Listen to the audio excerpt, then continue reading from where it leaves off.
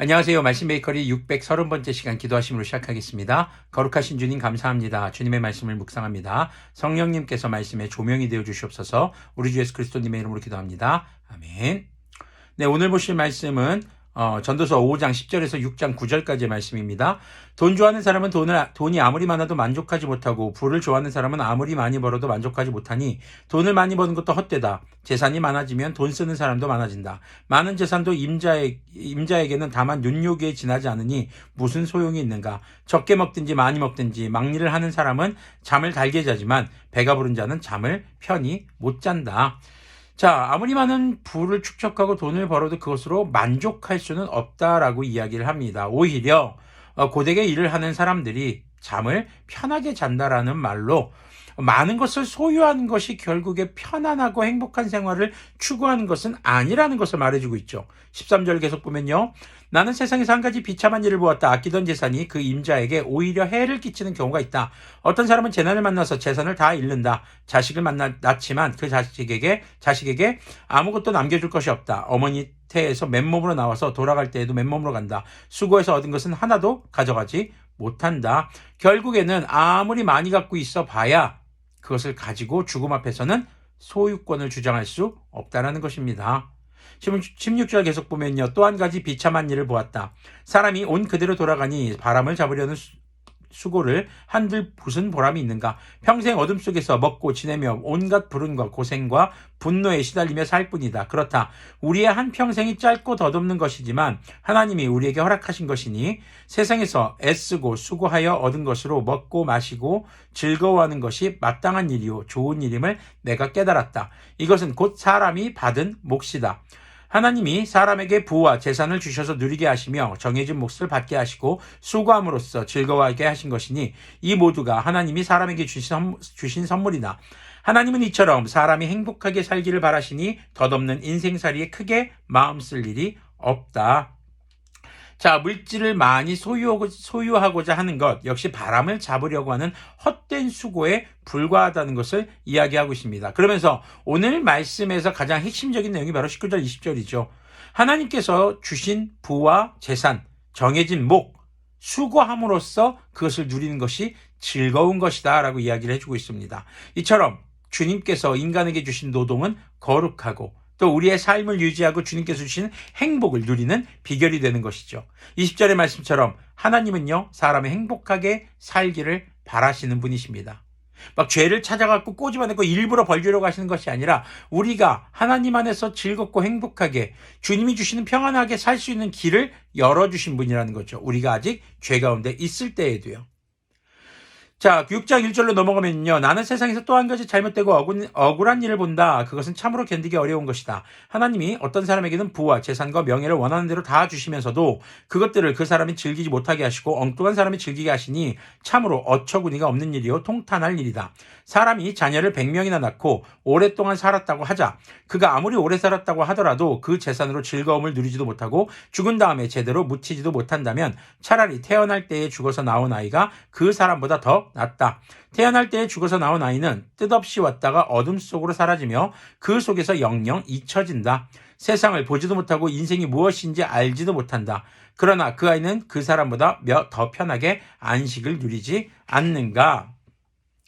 자, 부와 명예를 있는 대로 다 주지만 그것을 즐기지 못하는 것이 굉장히 참 이상하다. 이건 정말 납득이 안 되는 일이다. 라는 말들. 그리고 또 오히려 태어나지 않은 아이가 더 복되다라는 것. 결국 이 땅에서 사는 삶이 얼마나 헛되고 허무한 것인가, 굉장히 힘든 것인가, 쉽지 않은 것인가를 전도자인 바로 지혜자 우리 솔로몬이 우리에게 가르쳐주고 있는 것이죠. 그렇다고 해서 이 땅에서 사는 것이 전혀 의미가 없다라는 것이 아닙니다. 우리가 방금 읽었던 5장의 후반 마지막 절처럼 하나님께서 주신 것을 누리는 것이 진정으로 행복한 것이다라는 것을 전제조건으로 깔고 우리가 보아야 할 것입니다.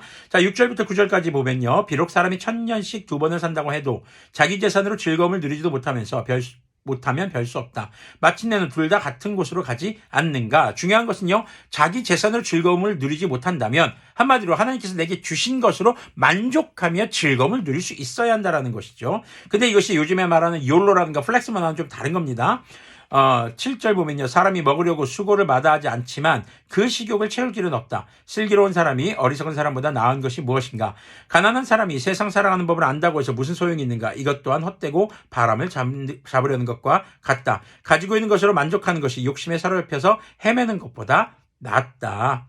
자, 우리가 지금 막 내가 원하는 대로 사는 것을 말하는 것이 아니라 정당한 수고와 노력 그리고 노동을 통해서 얻은 물질, 그것이 주님께로부터 비롯되었다는 것을 기억하고 감사할 줄 아는 바로 그것이 진정한 인간의 행복인 것. 그리고 그것이 우리가 부를 의미 있게 그리고 우리의 삶에 유익하게 재산이나 돈을 사용하는 방법이라는 것을 우리에게 말씀해주고 있는 것이죠.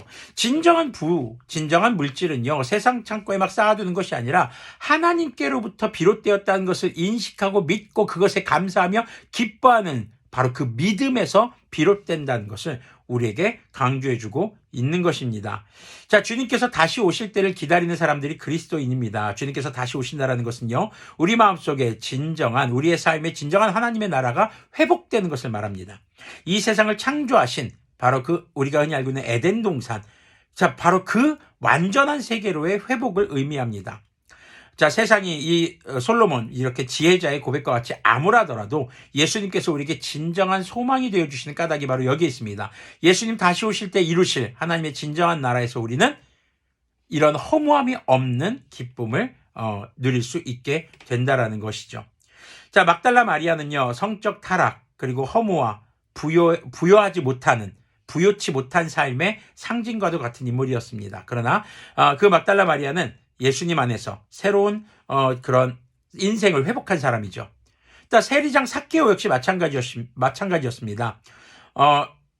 굉장히 많은 부가 있었어요. 돈이 많았던 인물이죠. 하지만 그것이 결국 그의 삶에 평안과 행복을 주지는 못했었습니다. 하지만 그가 예수님을 만나고 정말 자신의 재산을 나누기 시작하며 진정한 부자의 삶으로의 변화가 나타났던 것을 우리는 성경을 통해서 기억할 수 있습니다. 주님께서는요, 바로 이렇게 지혜자, 바로 솔로몬이 말하는 무의미함을 진정으로 바꿔주시는, 진정한 소망과 희망으로 바꾸시고 회복시키시는 그런 우리의 소망이 되시는 것을 우리가 기억했으면 좋겠습니다. 예수님은 세상의 절망을 희망과 소망과 부요로 바꾸시는 그런 분이십니다. 그래서 부자의 비밀, 많은 것을 소유한 자가 부자가 아니라 내가 지금 누리고 있는, 내게 있는 모든 물질이 주님께로부터 비롯되었고, 주님께서는 내가 일한 만큼 노동한 만큼 정당한 것들을 주셨고, 그것을 또 주님 안에서 지혜롭게 주님의 소유권을 인정하면서 우리가 내 생활에 필요한 것들을 누리면서 동시에 우리의 이웃들도 배려할 줄 아는 삶이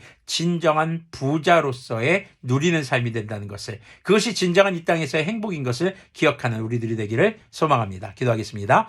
거룩하신 주님 감사합니다. 주님, 진정한 부자의 비밀을 다시 한번 묵상해 봅니다.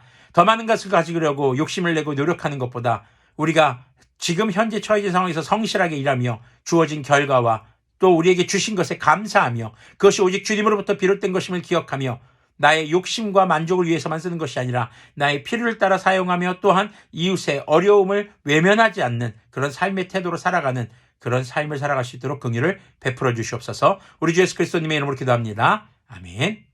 네, 오늘도 주님 안에서 진정한 부자가 되시기를 소원합니다.